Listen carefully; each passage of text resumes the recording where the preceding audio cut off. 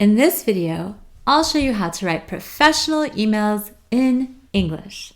I'll give you a step-by-step guide and show you how to effectively communicate with clients and colleagues via email. Stay tuned.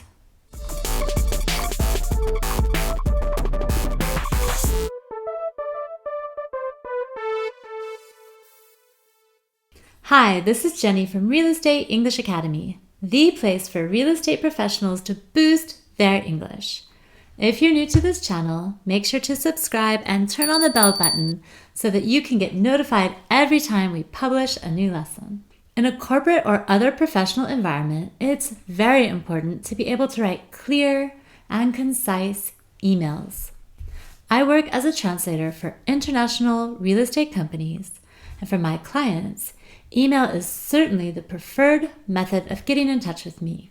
Since I work with clients around the world, I mostly communicate with non-English native speakers, which means I know how difficult it can be to write an email in English, and I also know about common mistakes that non-English native speakers make when writing emails. This can lead to misunderstanding and complications. That's why I've put together this step-by-step guide to writing professional emails in English. I'll guide you through the process from start to finish. Let's get started. Step number 1, getting the greeting right. Let's begin with different ways of starting an email. The way you greet a person in an email mainly depends on how well you know that person.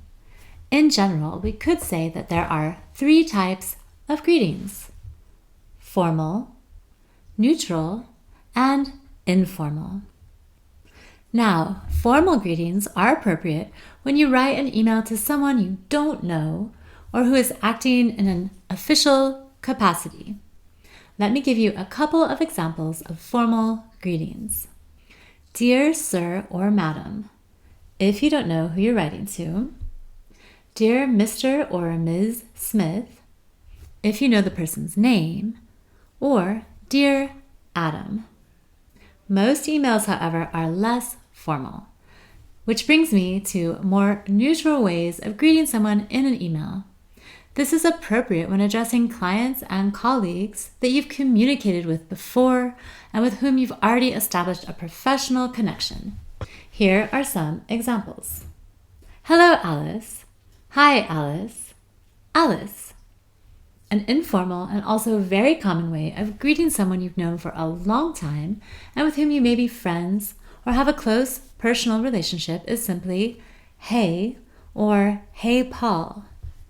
Sometimes you may not even need to use a greeting at all. If you know someone really well, you can just start the email.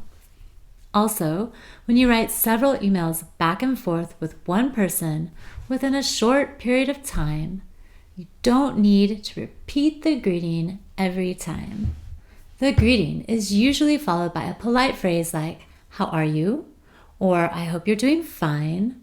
Or how was your vacation? These are polite phrases that English native speakers use, and they don't necessarily expect to get an answer. In summary, we can say that in formal emails, we use dear followed by a name. In more neutral, everyday emails, we use hi or hello followed by a name. If we know the person very well and have an established relationship with them, we say hey plus a name, or we leave out the greeting altogether. Then you want to follow up with a polite phrase like, I hope you're doing well, or simply, how are you? Now, let's move on to the main body of the email. Step number 2, address your topic in just one sentence. People who work in the corporate world or in other professional environments receive hundreds of emails every day. You want to make sure that you get to the point quickly and clearly formulate what you want from that person. When writing an email, less is more. Get to the point fast and make your purpose clear. I'm contacting you regarding the property on Kings Road. I'm writing with regard to our meeting last week. More informal ways of saying this are, I'm writing about, I wanted to let you know that, please note that. If you want to get more information, you can use one of the following phrases. I'd appreciate it if you could give me information about. I'm interested in learning more about. Please provide more details on. And I'd be grateful if you could send me a copy of. If you want to respond to requests, you could write, please find attached the file you've asked us to provide. Thank you for your inquiry. You can find more information on our website at www.yourwebsite.com. In a more informal context, you could write, here's the file you asked for, or please go to our website for more information on pricing. Now, if you want to schedule a meeting, you could write, I'm contacting you to arrange a meeting regarding. I'd like to schedule a meeting at your earliest convenience. Please let me know a date and time that you'd be available for a meeting. In a more informal setting, you could write, how about we meet tomorrow to clarify any questions regarding the new project? Or, let's set up a meeting for next week. Or, we need to find a date and time to view the property. Step number 3. Provide details on your topic in a short paragraph. Now that you've formulated your opening sentence, you need to support your request with more detailed information. Try and keep things as concise as possible. Make your most important point first, and don't use more than 2 or 3 sentences to support your main points. Let me give you a couple of examples.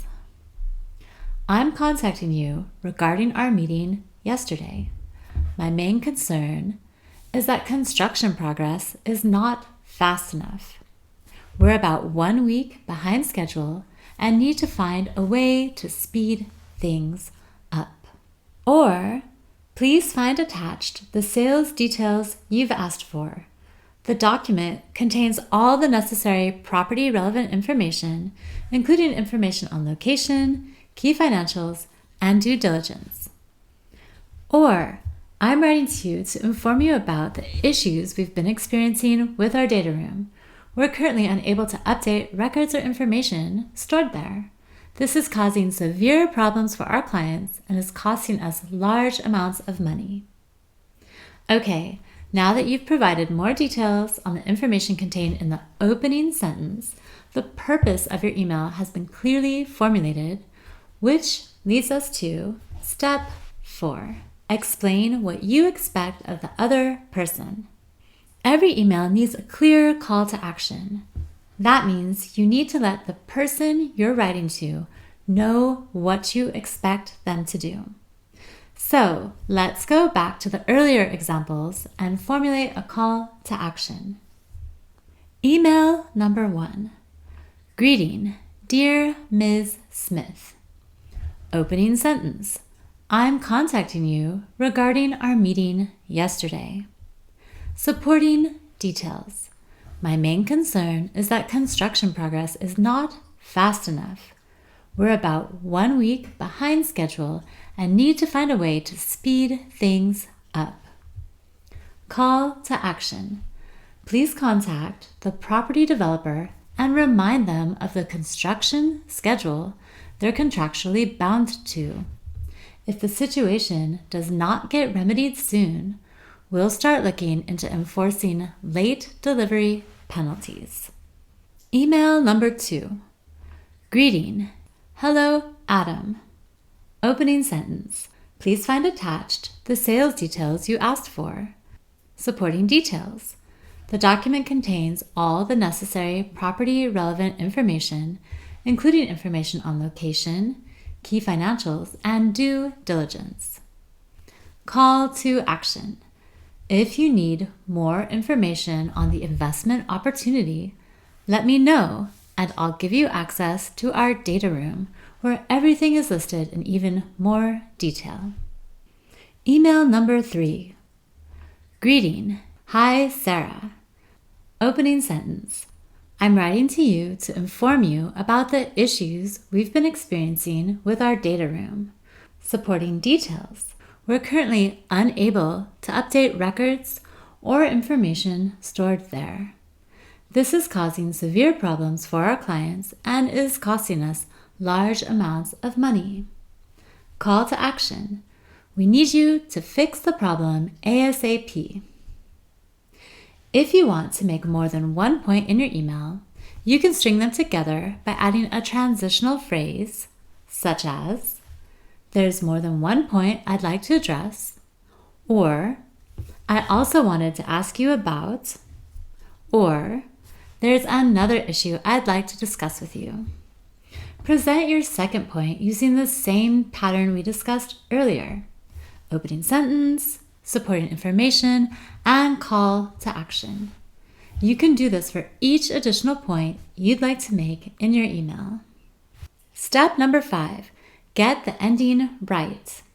Once you've completed the main body of your email, you need to end your email.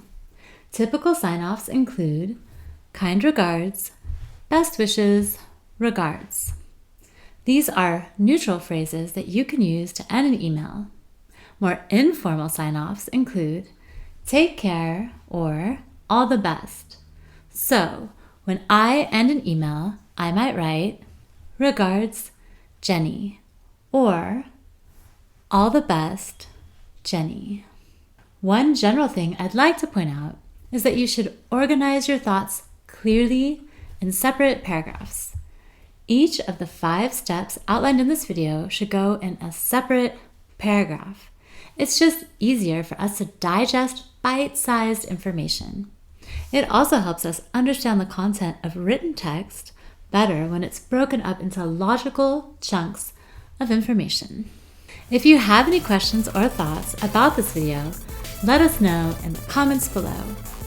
And don't forget to give us a like if you've enjoyed this video. I'm signing off for today, and I'll see you next time.